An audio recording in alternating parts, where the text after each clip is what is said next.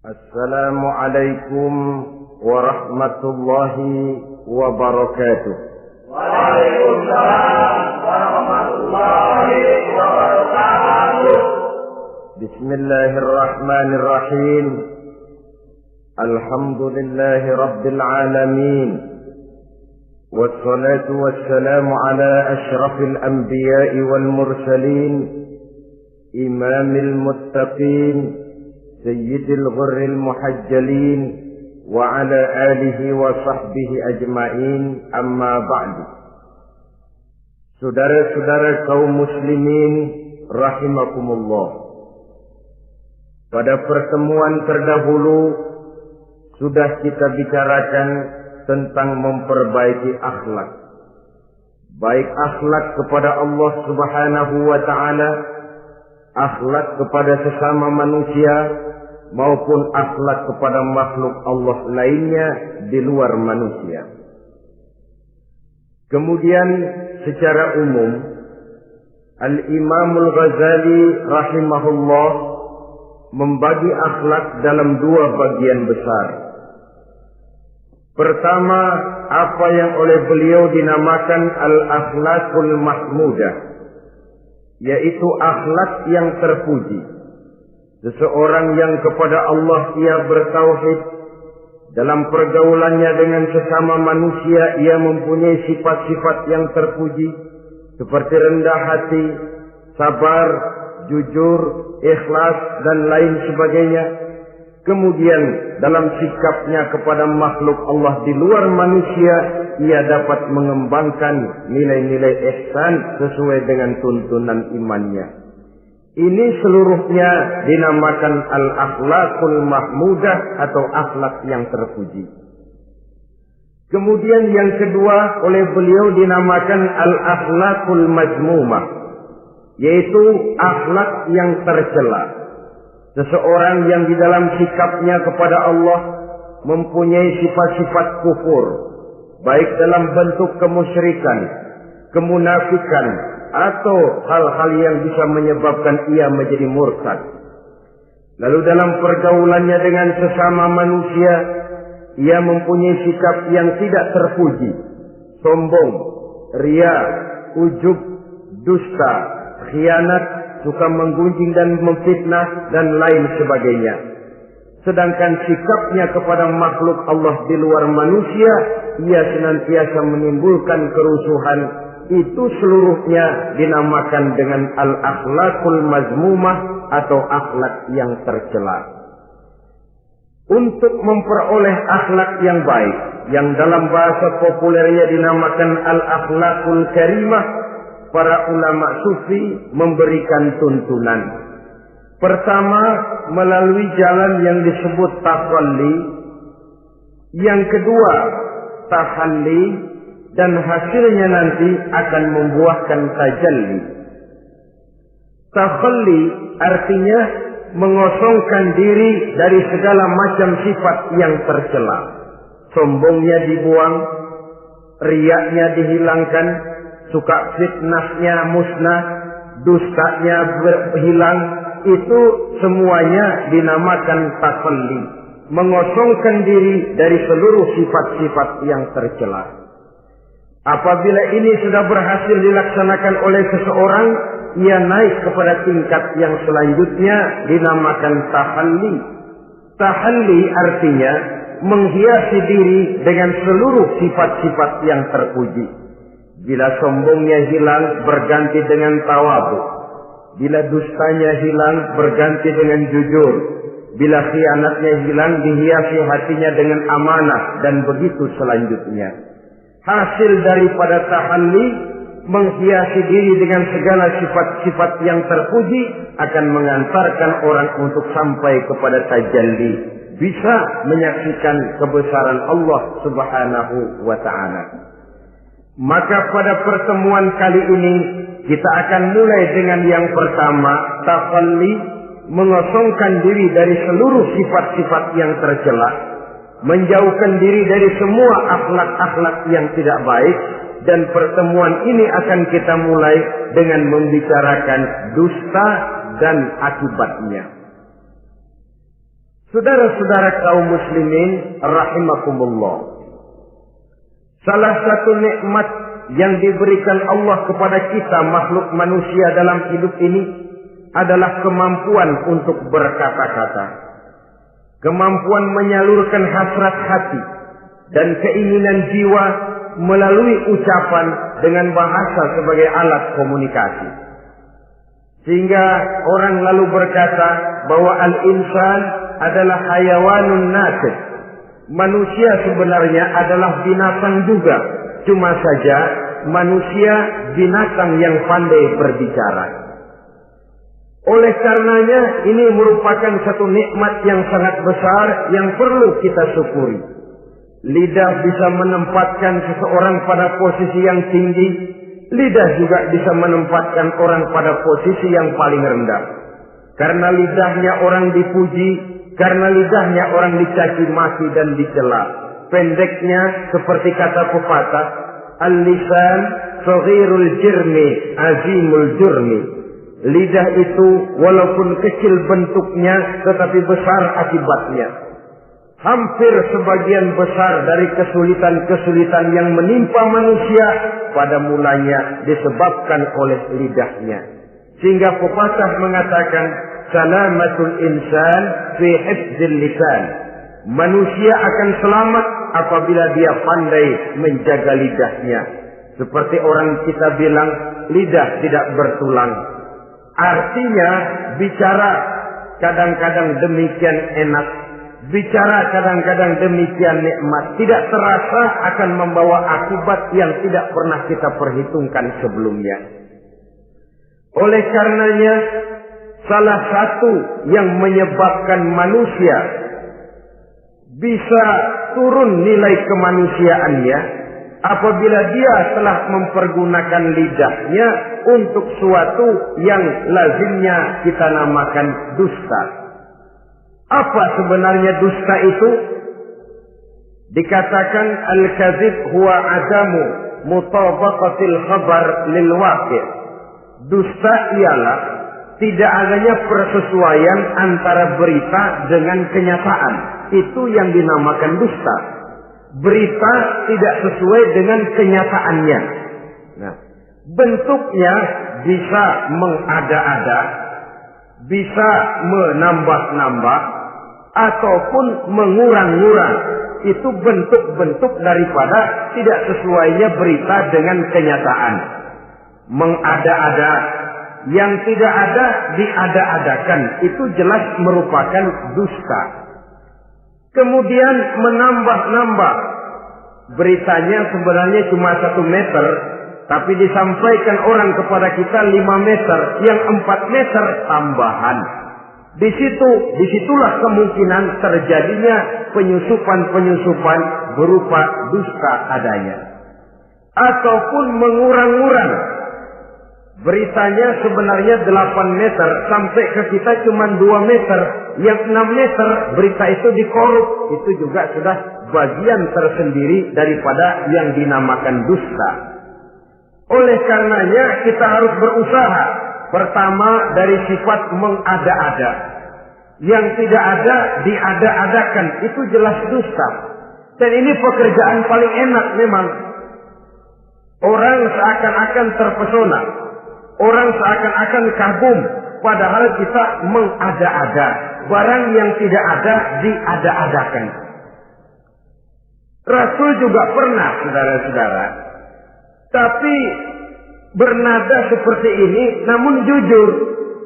Satu saat beliau sedang duduk, ada seorang perempuan mengendarai onta, sudah tua sekali ontaknya. Lalu Rasul bangun menegur orang tadi, "Bu, kenapa naik anak onta?" katanya.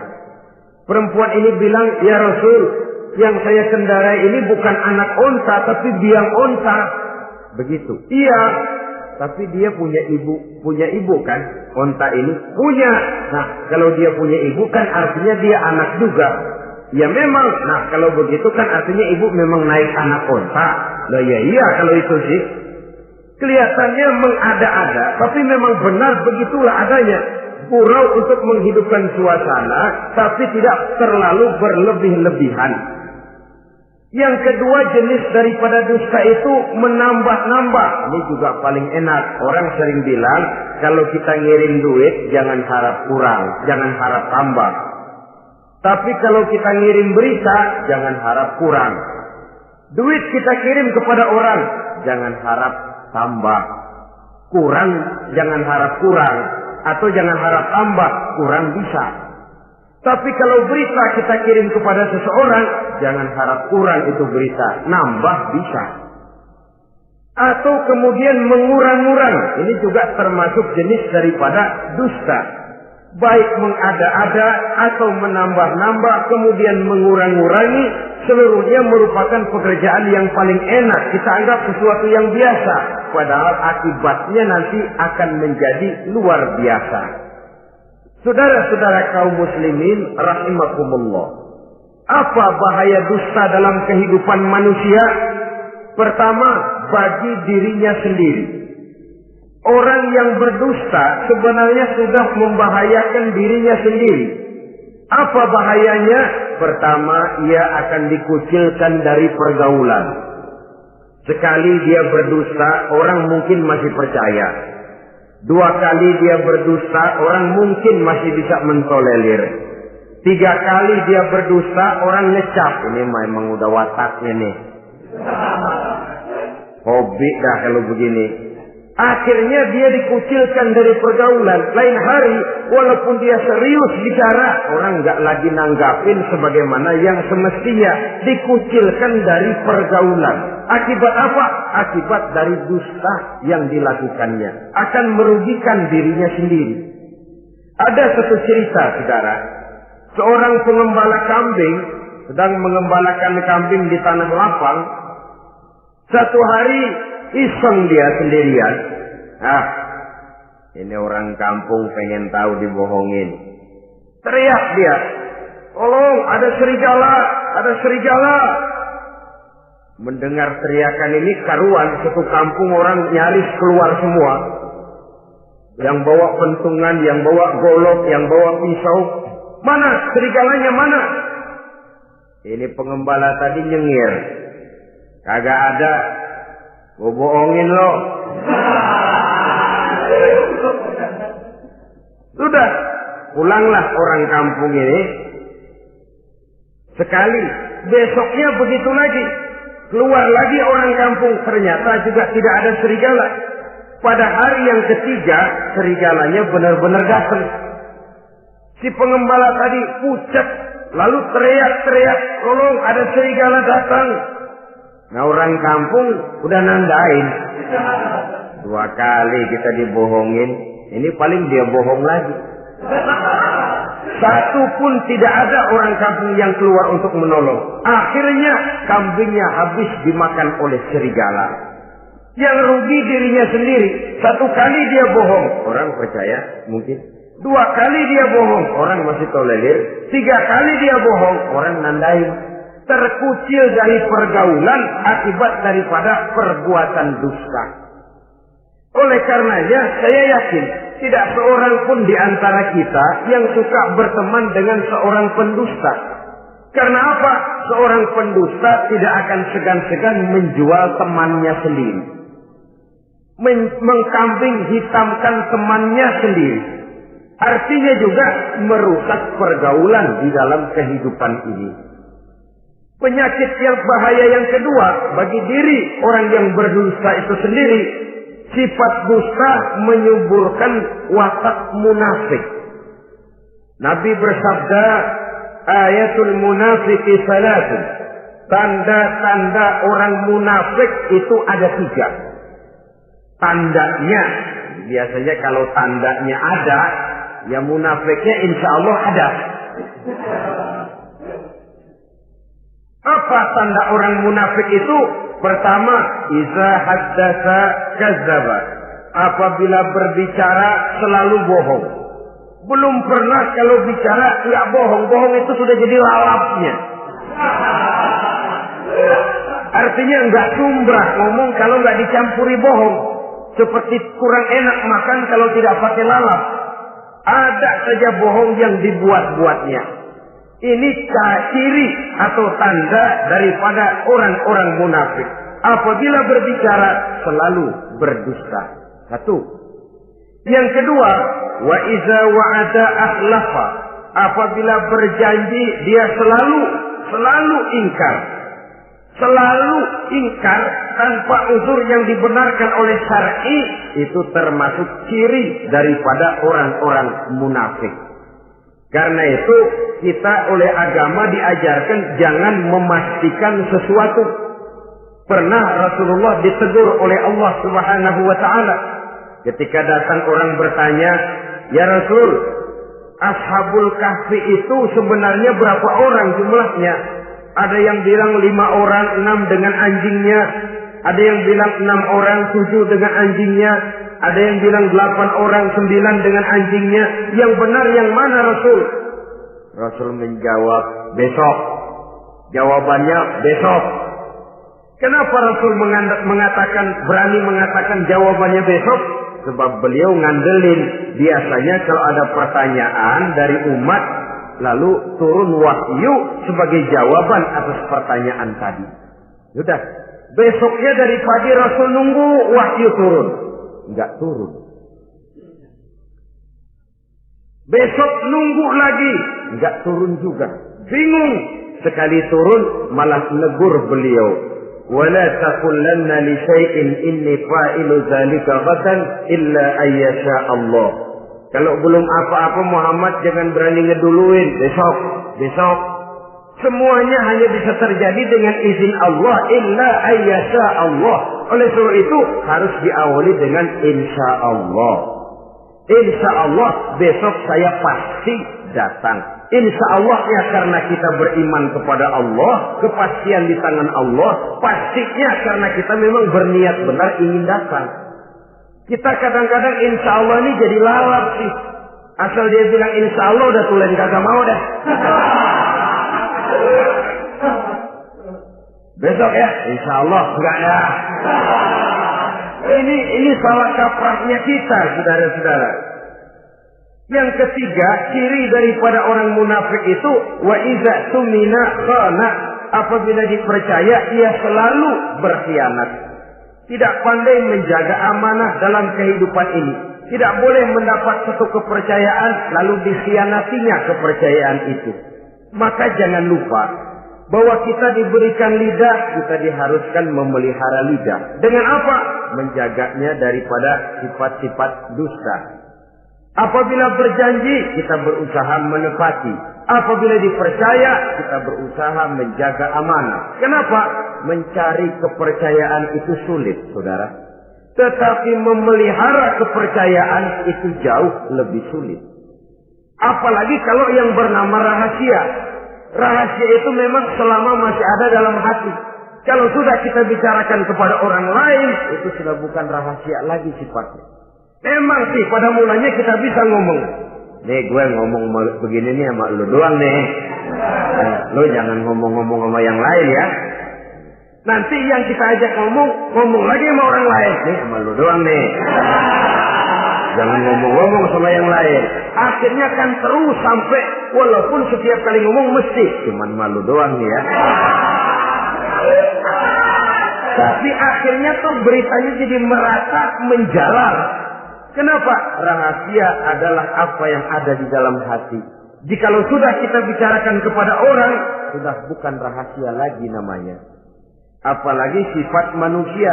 Kalau dia lagi seneng sama kita, jangankan perbuatan kita yang baik, perbuatan kita yang salah pun masih dibenarkannya juga.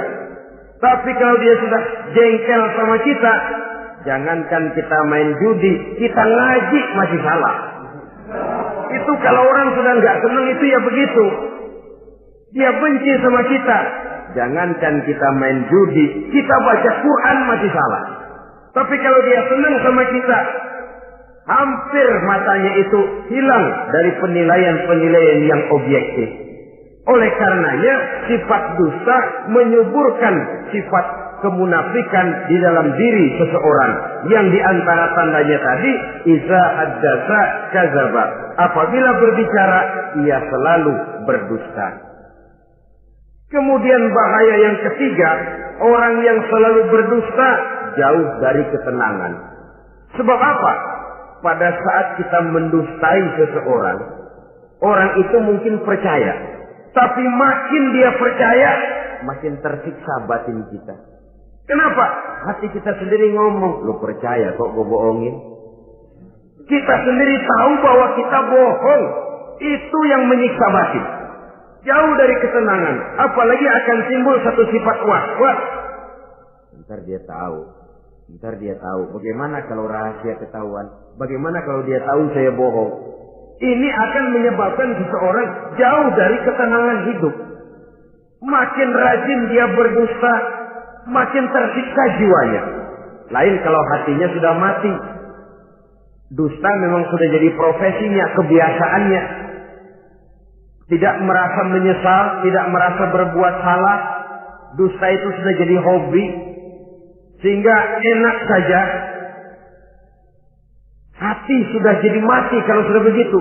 Dan sepanjang hati sudah jadi mati, itulah yang paling kita khawatirkan. Artinya nilai kita adalah bangkai berjalan dalam pandangan Allah Subhanahu wa ta'ala. Saudara-saudara kaum muslimin rahimakumullah. Oleh karenanya membahayakan diri sendiri dusta itu. Yang kedua, berbahaya bagi masyarakat banyak. Tentu saja apabila status sosial kita tinggi, makin luas akibat daripada kedustaan kita. Seorang kepala rumah tangga yang berdusta, seluruh keluarganya jadi rugi. Seorang kepala kampung yang berdusta, rakyat sekampungnya rugi. Seorang gubernur berdusta, rakyat satu provinsi rugi. Seorang pemimpin negara berdusta, rakyat satu negara rugi. Makin tinggi status sosial, makin besar akibat daripada suatu dusta. Oleh karenanya, menimbulkan keresahan di tengah masyarakat. Masyarakat itu apa? Dimulai dari masyarakat yang paling kecil, rumah tangga. Kalau satu rumah tangga sudah diwarnai oleh sesuatu yang bernama dusta, maka ketenangan, ketentraman, kebahagiaan rasanya akan sulit terwujud di dalam rumah tangga itu sendiri. Seorang istri apabila sudah pandai mendustakan suaminya, maka itu sudah berarti memulai keresakan dalam kehidupan rumah tangga, menimbulkan benih-benih ketidakpercayaan. Apabila seorang suami sudah mulai mempunyai titik ketidakpercayaan kepada istrinya lagi, itu sudah menandakan retaknya basis kehidupan rumah tangga. Istri yang mendustakan suaminya, umpamanya diberikan nafkah, lalu mestinya sebenarnya sudah diperhitungkan cukup, uang masih ada, dikatakannya habis, dan lain sebagainya. Akibatnya nanti si suami mikir-mikir, kan menurut perhitungan duit masih cukup, kenapa sudah habis? Nah, oleh karena istrinya tidak jujur, suaminya juga mulai berusaha tidak jujur lagi. Mendapat penghasilan besar, mengaku sedikit. Kalau sudah begitu, saling dusta mendustai pun sudah dimulai. Nanti akan terus meresap kepada kehidupan daripada anak-anak sebagai anggota di dalam rumah tangga kita. Saudara-saudara, oleh karenanya rumah tangga bisa saja berantakan, menjadi kacau, baik karena dusta istri, dusta suami, dusta anak, atau dusta orang lain menyulut dan mengganggu rumah tangga kita. Suaminya lagi enak-enak duduk di depan rumah, datang laporan. Kamu kok tenang saja di rumah? Memangnya kenapa? Istrimu, waduh. Ya memang kenapa istri? Waduh. Itu tadi naik bajai berdua. Kamu orang laki. Ya memang supir bajai, masa dia sendiri. Tapi kalau berita ini digunting, dikat sampai di situ, kan nanti ini sudah menimbulkan suami mendengar istrinya naik bajai berdua dengan orang laki, tentu marah. Pulang istrinya sudah payah-payah dari pasar, dicaci maki dan lain sebagainya. Apa ini? Akibat dari omongan dari lidah yang memang kecil dan tidak bertulang itu, tapi sungguh sangat besar akibatnya. Kemudian juga pergaulan. Berapa banyak saudara jauh dari saudaranya, teman berpisah dengan temannya, tetangga marah dengan tetangganya akibat daripada perbuatan lidah, daripada ucapan lidah ini. Akibat daripada yang bernama dusta ini. Oleh karenanya, saudara-saudara, dusta pun merusak pergaulan. Kemudian usaha. Satu kali kita berdusta, mungkin usaha mendatangkan untung. 2 kali kita berdusta, masih bisa mendatangkan untung. 3 kali kita berdusta, orang akhirnya akan mengadakan perbandingan. Ini kadang-kadang dalam usaha, dalam dagang, dusta juga bisa jadi lalat.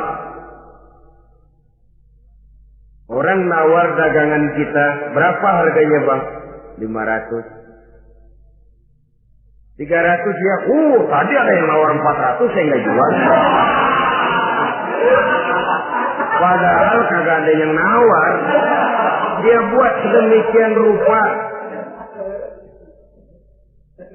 Atau kadang-kadang tidak segan-segan memakai sumpah untuk membela kebohongannya. Ya, walaupun sebenarnya bukan sumpah, karena sumpah itu harus dengan lafzul jalalah, wallahi atau billahi, atau demi Allah. Kadang-kadang dengan kata-kata yang kasar. Modalnya cuma 500. Tapi ketika ditawar orang, yang bener aja nawar bu. Padahal ini saya beli modalnya aja 700 perak, biar mampus nih. Dia beli cuma 500, ngaku modalnya 700 pakai biar mampus lagi. Saudara hadirin yang saya hormati, sepintas mungkin orang percaya, mungkin orang lain tergerak untuk membeli, tapi kemudian keuntungan yang didapat dengan jalan berdusta itu, bisakah membawa berkah dalam kehidupan kita? Rasanya tidak. Dan kalau sudah tidak membawa berkah, maka itu, keuntungan itu tidak lagi akan mendatangkan ketenangan di dalam kehidupan. Oleh karenanya, menjaga lidah ini memang berat. Sehingga dalam satu hadis lain, Nabi bersabda, Al-jannatu mustaqatun ila arba'ati nafar. Sorga rindu, sorga kangen kepada 4 macam manusia. Ini model. Biasanya manusia yang kepengen benar masuk sorga, ini malah sorganya yang rindu, kangen benar kepengen dimasuki oleh 4 macam manusia. Siapa mereka? Pertama, taliyil Quran. Orang yang gemar, hobi membaca Al-Quranul Karim. Orang yang gemar membaca Al-Quran dirindukan oleh surga. Apa membaca sekedar membaca? Ya, membaca Quran kan beribadah, dari sebab membaca itu mengerti atau tidak mengerti artinya. Tapi jangan lupa, membaca adalah alat agar kita mengerti. Mengerti adalah sarana agar kita bisa mengamalkan dengan baik. Itu maksudnya. Baca Al-Quran agar kamu mengerti isinya. Kalau sudah kamu mengerti isinya, kamu bisa mengamalkannya dengan baik. Jadi sungguh pun yang dimaksud di sini adalah orang yang gemar membaca Al-Quran, tapi prosesnya setelah membaca, orang mengerti. Sebab orang hanya bisa mengerti kalau dia sudah membaca. Kemudian apabila mengerti, dia terdorong untuk mengamalkan. Taliyil Quran bukan hanya orang yang sekedar gemar membaca Al-Quran, tapi juga yang membawa gaya hidup yang Qurani. Saudara-saudara kaum muslimin rahimakumullah, taliyil Quran, orang yang gemar membaca Al-Quran dirindukan oleh surga. Yang kedua, wa mut'imil ji'an, orang yang memberi makan orang yang kelaparan. Nabi memberikan anjuran sangat. Siapa yang ingin dekat dengan aku di hari akhirat nanti, bersahabatlah ia dengan yatim, dengan piatu, dengan janda-janda tua yang miskin, perlu uluran tangan, mereka yang hidup di bawah garis kemiskinan. Bila diberikan kelebihan rizki oleh Allah, bersahabatlah dengan orang yang tidak mampu. Mut'imil ji'an, orang yang memberi makan orang kelaparan dirindukan oleh surga. Saudara-saudara kaum muslimin rahimakumullah, demikian besar perhatian Islam terhadap kepekaan sosial, terhadap kesetiakawanan sosial ini, sampai dalam ayat Al-Quran dijelaskan oleh Allah Subhanahu wa ta'ala, ara'aita allazi yukadzibu bid-din fadzalika allazi yad'ul yatim wa la yahuddu 'ala ta'amil miskin. Tahukah kamu, kata Allah, siapa orang-orang yang mendustakan agama, beragama tapi dianggap mendustakan agama. Kalau sudah dianggap mendustakan agama, artinya imannya dusta, dia sholatnya dusta, dia puasanya dusta. Siapa mereka itu? Fadzalikal ladzi yad'ul yatim. Mereka orang-orang yang meninggalkan, menyia-nyiakan anak-anak yatim, wala yahuddu ala ta'amil miskin, dan tidak memerintahkan untuk memberi makan kepada orang-orang miskin. Kepada yatim kejam, sadis, tidak punya kemanusiaan sama sekali. Maka mungkin kita yang rajin sholat, mungkin kita yang sudah 4-5 kali berhaji, bisa saja terhalang masuk surga. Karena di sebelah rumah kita ada anak yatim piatu, merintih kelaparan, menggigil kedinginan. Kita tahu kita mampu dan kita diam saja, tidak mau memberikan pertolongan. Itu yang mungkin bisa menghalangi kita untuk sampai ke surga. Oleh karenanya, salah satu jenis manusia yang dirindukan oleh surga, mut'imil ji'an, orang yang memberi makan orang yang kelaparan. Yang ketiga, orang yang dirindukan oleh surga, wasa'imina fi Ramadan, orang yang melaksanakan ibadah puasa di bulan suci Ramadan. Dan yang keempat, ini yang ada kaitannya dengan masalah kita, wa hafizil lisan. Salah satu manusia yang dirindukan oleh surga ialah orang yang pandai menjaga lidahnya. Artinya dia bisa menempatkan diri, kapan waktunya bicara, kapan waktunya diam. Orang bilang memang kalau bicara itu perak, diam itu emas. Maksudnya diam lebih berharga daripada bicara. Tapi orang memang harus pandai menempatkan diri. Artinya tahu kapan waktunya bicara, kapan mestinya diam. Kalau waktu diam dia bicara, namanya dia tidak tahu diri. Kalau harus bicara dia diam, dia namanya juga tidak mau menyampaikan sesuatu yang seharusnya dia sampaikan. Sama saja ada orang bilang sedikit bicara banyak bekerja. Sebenarnya harus seimbang. Banyak bicara harus banyak bekerja. Biasanya kalau sedikit bicara banyak bekerja itu dua kemungkinan. Kalau nggak main catur, maling.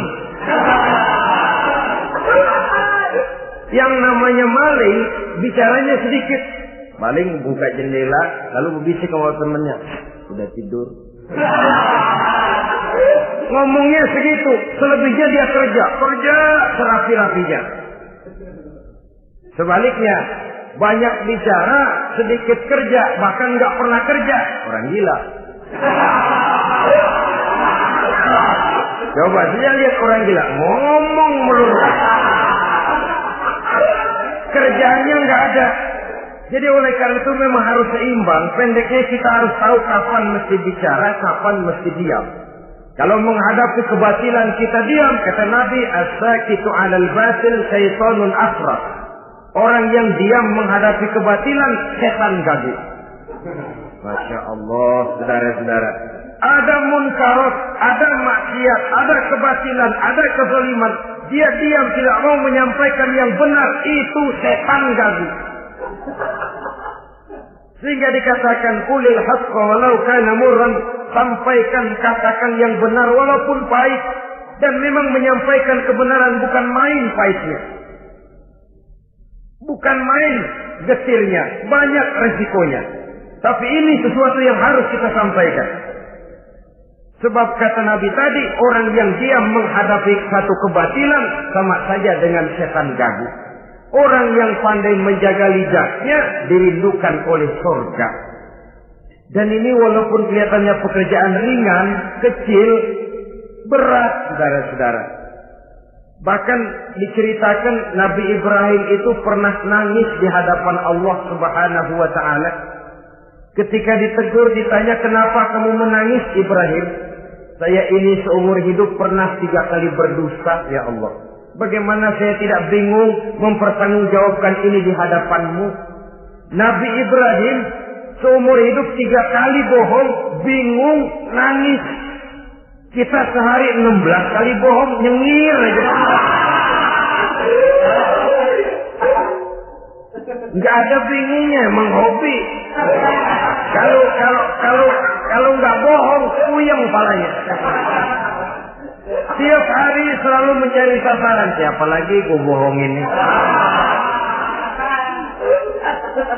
Saudara-saudara kaum muslimin rahimakumullah.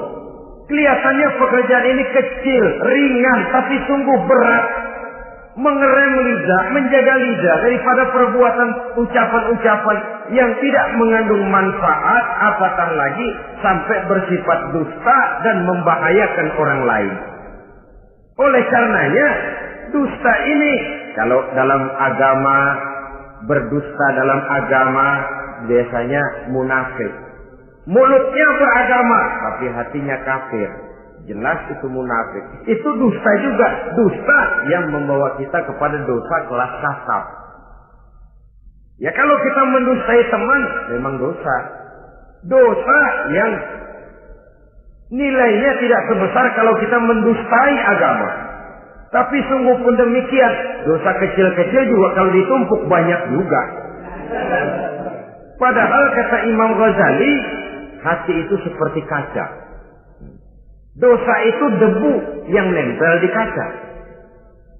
Kalau debu-debu itu terus numpuk, kita malas ngelapnya, malas ngebersihinnya.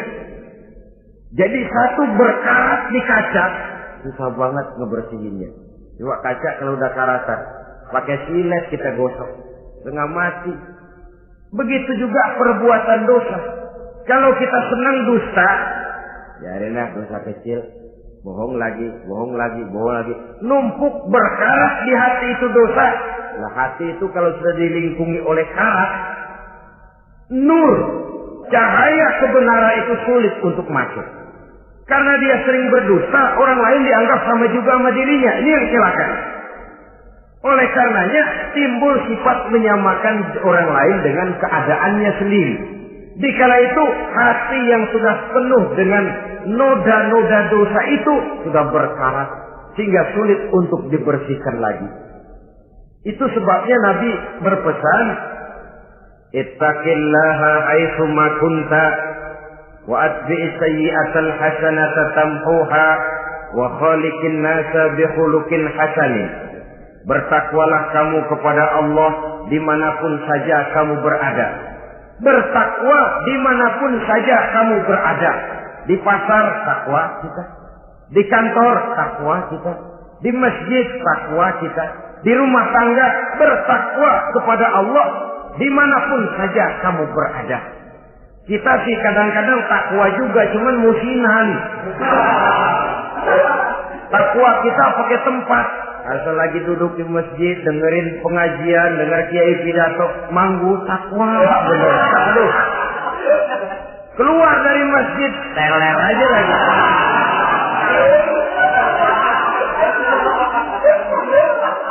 Takwa juga kita cuma pakai tempat. Nabi pesan dimanapun kamu berada, ittaqillah haitsu ma kunta. Bertakwalah kepada Allah dimanapun saja kamu berada. Wa atbi'is sayyi'atal hasanah tamhuha. Ikuti perbuatan salahmu dengan kebaikan, niscaya kebaikanmu akan menghapus kesalahan yang kamu kerjakan. Kalau sadar kita, ya Allah tadi berdusta, astagfirullah, perbanyak istighfar. Ikuti. Jadi begitu tuh kaca kena debu, lap. Kena debu lagi, dilap lagi. Kena debu, dilap lagi. Insya Allah tidak sampai berkarat. Jangan lalu nunggu. Ntar aja dah taubat, udah tua-tuaan dikit. Kayaknya umur dia yang ngatur. Saudara-saudara, oleh karenanya ikuti perbuatan salah dengan kebaikan. Terselip kita berbuat salah, iringi dengan sedekah. Terselip kita melakukan dosa, iringi dengan istighfar. Melihat sesuatu yang haram, astagfirullahaladzim. Lalu dipalingkan, jangan mulut astagfirullah, mata melotot terus pindah-pindah.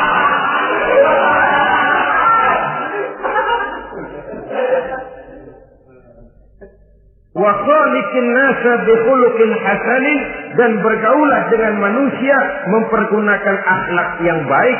Ini pesan daripada Rasulullah sallallahu alaihi wasallam. Jadi oleh karenanya dusta dengan seluruh akibatnya ini bisa menimbulkan bahaya bagi diri sendiri, bagi rumah tangga, dalam pergaulan, dalam usaha, dalam masyarakat, bahkan pada akhirnya bagi kehidupan itu bangsa dan satu negara. Lidah yang kecil tapi besar akibatnya bisa menyengsarakan manusia atau menempatkan manusia dalam satu posisi yang tinggi. Kalau kita adakan satu perbandingan, Nabi Ibrahim seumur hidup 3 kali saja berdusta, nangis di hadapan Allah. Kita yang hampir tidak ada hari, ya kalau orang sekarang bilang tiada hari tanpa olahraga. Rasanya kita kalau mau jujur bisa juga bilang tiada hari tanpa bohong. Pernahkah kita menangis menyesali dusta yang sudah kita lakukan? Berapa banyak orang yang sudah kita janjikan kita gantung dengan janji itu. Padahal dia punya hajat yang demikian sangat bergantung kepada kita. Tapi lidah ini enak saja. Gampang dah. Tar. Sok. Gampang dah itu mah. Beres dah beres. Enggak ada yang enggak beres. Semuanya kalau lidah kita beres, gampang, ntar, besok, enak, endah aja dah.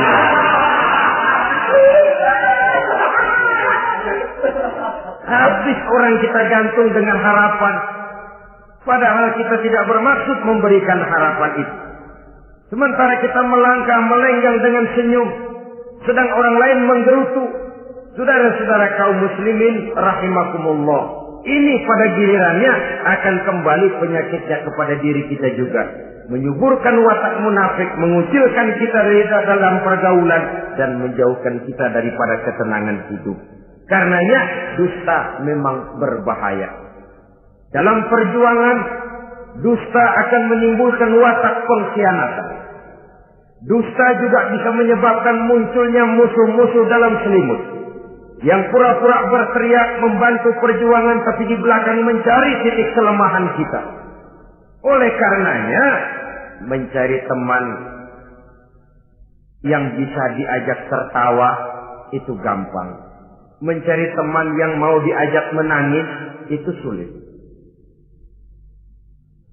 Mencari teman yang mau diajak nyanyi banyak. Tapi mencari teman yang mau diajak berkeluh kesah itu yang langka. Oleh karenanya, di dalam kehidupan ini untuk menjaga lingkungan pergaulan, mari kita berusaha untuk menjaga lidah dengan sebaik-baiknya. Nah, apa semua bohong tidak boleh? Ada bohong yang ditolerir. Di antaranya kata Nabi, salasun laisa minal kazzab. Ada 3 macam bohong yang tidak dianggap bohong. Bohong tapi tidak dianggap bohong. Dusta tapi tidak berdosa. Kalau memang harus bohong, carilah bohong yang tidak dosa. Bahkan insya Allah ada pahalanya kalau kita ikhlas. Apa itu?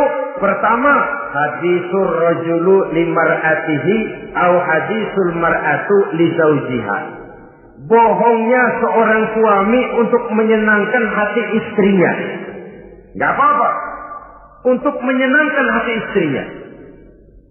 Misalnya, suami pulang dari kantor, perutnya lapar.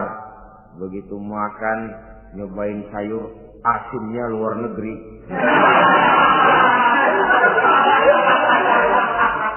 Baru dicobain sedikit, suaminya udah celam-celam. Melotot matanya. Istrinya negor, "Bang, sayur keasinan ya?" Enggak.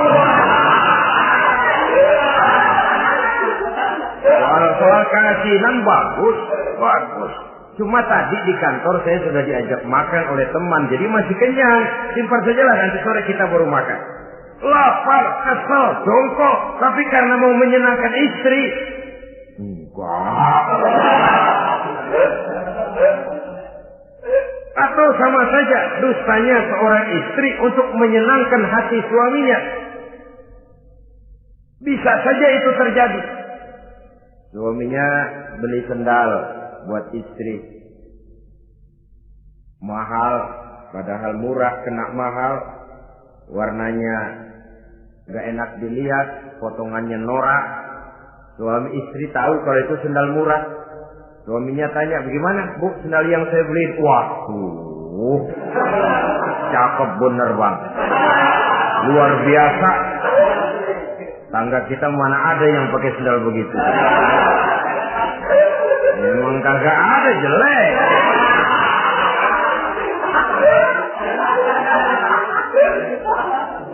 Tapi kalau waktu itu istrinya jujur, malah akan bisa menimbulkan keretakan. Bohong seperti ini termasuk bohong yang bisa ditolerir.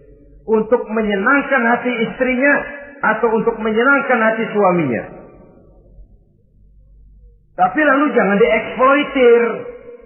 Jangan dieksploitir dalam arti untuk menutupi untuk menutupi perbuatan salahnya lalu berdusta. Menutupi perbuatan salahnya, itu yang tidak boleh. Sebab bagaimanapun ditutupi perbuatan salah, toh akhirnya akan naik juga ke permukaan. Yang kedua, al-kazib li islahi zatil bain.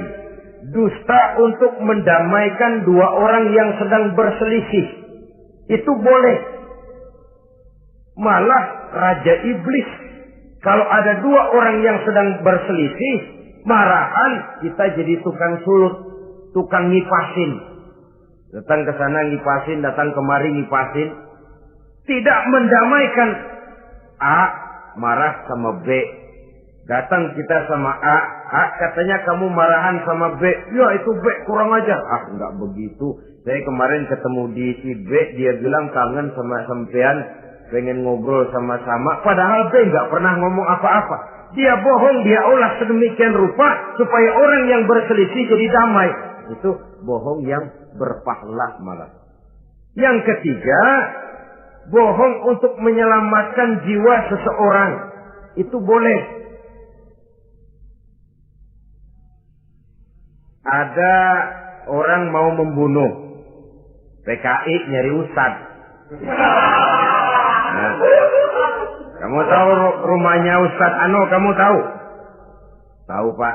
Gimana? Bapak mau apa? Mau saya bunuh dia, kurang ajar. Oh, orangnya nggak ada, Pak. Kemana? Nggak tahu, keluar negeri, keluarnya lagi kali dah. Jauh. Padahal orangnya ada di dalam, tapi dia berdusta untuk menyelamatkan jiwa orang yang sedang terancam.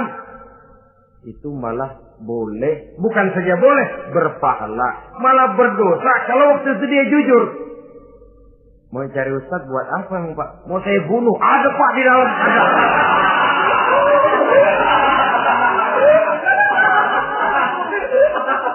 Sentimen, kalau perlu saya bantuin, Pak. Ada.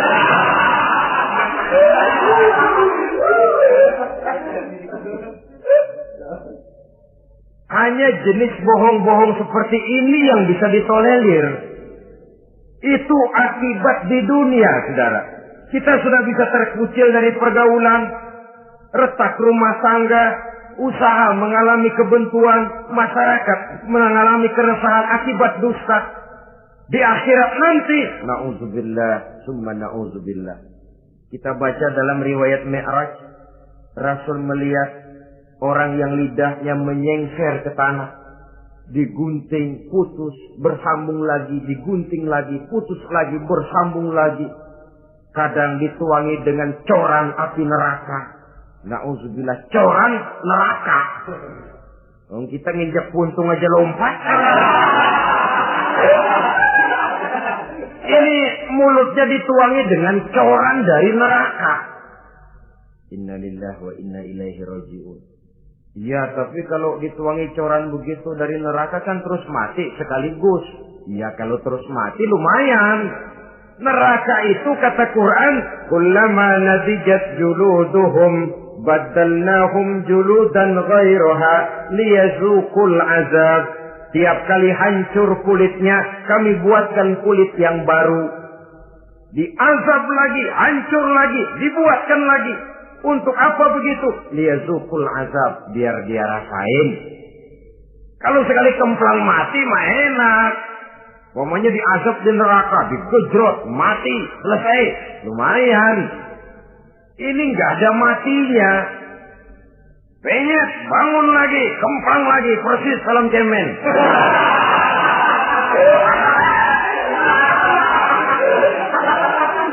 Cuma kalau film cemen mah film, dan itu jelas dusta, di neraka orang tidak kenal mati.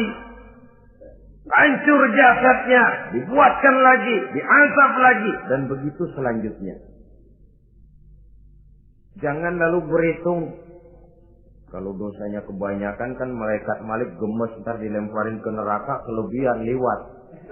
Jadi nggak mampir di neraka. Ya nggak mungkin, saudara-saudara. Tiap kali hancur kulitnya, diganti dengan kulit yang baru. Untuk apa itu? Liyazuqul azab. Biar dia rasakan benar azab itu. Allahu Akbar. Sudah di dunia dia mendapat akibat yang sedemikian rupa dan punya akibat buat yang lain. Di akhirat nanti dia akan menanggung azab. Apalagi kalau dustanya sampai membuka aib saudaranya sendiri. Dusta untuk menelanjangi orang lain. Logikanya saja, kalau ada teman kita atau aurat kita terbuka, kita harus menutup. Muslim dengan muslim seperti satu badan. Bila yang satu sakit, yang lain ikut merasa sakit. Bila yang satu tercela, yang lain ikut merasa tercela. Dikala itu, kita harus justru menutupi aib orang lain. Malahan Nabi mengatakan, siapa yang menutupi aib saudaranya di dunia ini, saudaranya muslim, Allah akan menutupi aibnya di akhirat nanti. Kita kadang-kadang bukan nutupin sih, malah ngorek-ngorek. Kadang-kadang nggak tahu aja belaga tahu. Ya, gue denger anak. Banyakan dia nipasinnya. Saudara-saudara kaum muslimin rahimakumullah. Begitu lidah yang suka berdusta digunting dari gunting api neraka, terpotong dibulatkan lagi, terpotong dibuatkan lagi, tidak henti-hentinya sampai kepada hari akhirat nanti. Karena itu berlindung kita kepada Allah. Jangan sampai diberikan lidah yang gemar berdusta. Tapi lidah yang gemar mengatakan yang benar walaupun terasa pahit. Mengucapkan kebenaran itu besar resikonya. Panjang jalannya, banyak akibatnya. Mencegah kemunkaran besar resikonya. Tapi itu harus kita lakukan. Setidaknya mencegah kemunkaran. Rasulullah sallallahu alaihi wasallam dalam satu hadis menyatakan iyyakum wal kadziba fa innal kadziba yahdi ilal fujuri wal fujuru yahdi ilan nar. Hati-hatilah kamu daripada sifat dusta, sebab sesungguhnya dusta membawa kepada perbuatan durjana dan perbuatan durjana menggiring orang kepada neraka. Mula-mula memang ucapan, dari ucapan orang melangkah kepada perbuatan, dan perbuatan itulah yang akan jadi penilaian Allah. Jikalau baik, dia akan menyebabkan kita ke surga. Jikalau tidak baik, perbuatan kita jugalah yang akan menjerumuskan kita ke dalam neraka. Dimulai dari suka berdusta. Akibat lidahnya gemar berdusta, perbuatannya pun merupakan perbuatan dusta. Suka pura-pura, mental munafik. Artinya hilang sifat kejujuran dalam dirinya. Apabila ini sudah melembaga dalam kehidupan seseorang, sulit dia melepaskan diri dari cengkraman dusta itu sendiri. Untuk jangka pendek di dunia ini maupun jangka panjang di akhirat nanti, dusta hanya akan membawa malapetaka bagi diri yang bersangkutan dan juga bagi orang lain. Benar kalau tadi pepatah mengatakan salamatul insan fi hifdzil lisan. Bahkan ada yang bilang kalau lidah lukai hati, kalau pedang lukai tubuh, masihkan ada harapan sembuh. Kalau lidah lukai hati, kemana obat hendak dicari? Kita tampar orang dengan tangan 2-3 hari, 2-3 jam bahkan sudah hilang bekas tamparan itu. Tapi kita tampar orang dengan lidah, dengan ucapan, seumur hidup dia akan tetap ingat. Kita bohongi orang, kapan ketemu dia ingat nih, dia nih yang kerjanya bohongin melulu. Gimana aja ada bohongnya. Kalau sudah dicap sebagai pendusta, kita memang nggak tahu, tapi tiap kita jalan orang iringi perjalanan kita. Pembohong. Saudara, masyarakat ini punya hukum yang tidak tertulis, tapi lebih kuat dan lebih kejam daripada hukum yang tertulis. Sehingga lalu orang mengatakan sekali arang tercoreng di dahi, seumur hidup orang tak percaya. Ini artinya hukum masyarakat itu lebih kejam daripada hukum yang tertulis. Sekali kita dicap sebagai pendusta, lain kali kita mau benar-benar banget juga. Aku benar-benar banget ini, sumpah dah. Alah, sumpah lo udah lalap dah, udah laku. Ya Allah, kita sumpah pun orang gak percaya. Ya kalau binatang kita pegang ekornya, barangkali. Tapi kalau orang jelas omongannya yang kita pegang. Nah kalau omongannya sudah gak bisa dipegang, apanya lagi yang kita harapkan? Oleh karenanya saudara-saudara, lidah yang kecil bentuknya tapi besar akibatnya ini harus diisi dengan nilai-nilai iman. Lidah yang sudah dimasuki nilai iman akan berat untuk berdusta, berat untuk memfitnah, berat untuk menggunjing, ringan untuk mengucapkan yang baik, ringan untuk zikrullah, ringan untuk baca Quran, ringan untuk musyawarah terhadap hal-hal yang baik.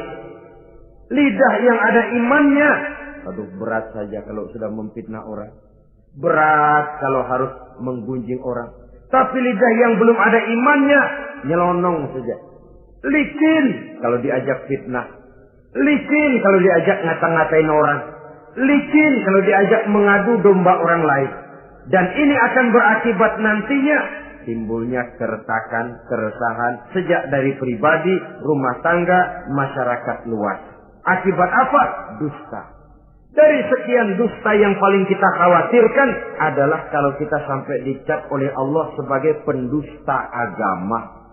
Beragama tapi dianggap pendusta. Agama sekedar lipstik. Agama sekedar dekorasi. Agama sekedar penghias kartu tanda penduduk. Tapi hidup jauh dari tuntunan nilai-nilai agama. Pendusta-pendusta agama semacam ini pada gilirannya akan terkena penyakit yang disebut munafik. Iman lidahnya tapi kufur hatinya. Islam ucapannya tapi kufur perbuatannya. Nah, ini resikonya sangat besar. Adapun dusta-dusta kepada orang lain, dosa ya dosa, tapi dosa yang mudah untuk bertaubat. Kalau saya katakan mudah untuk bertobat, saya bukan merangsang kita untuk berdusta, bukan. Tetapi jangan lupa seperti saya katakan tadi, bagaimanapun ringannya satu dosa, kalau ditumpuk, dan ditumpuk, dia akan berurat, berakar dan berkarat di hati kita. Dan bukankah hati itu merupakan cerminan dari Inilah yang kita bicarakan pada pertemuan ini. Mudah-mudahan ada manfaatnya. Terima kasih atas segala perhatian. Mohon maaf atas segala kekurangan. Wassalamualaikum warahmatullahi wabarakatuh. Waalaikumsalam warahmatullahi wabarakatuh.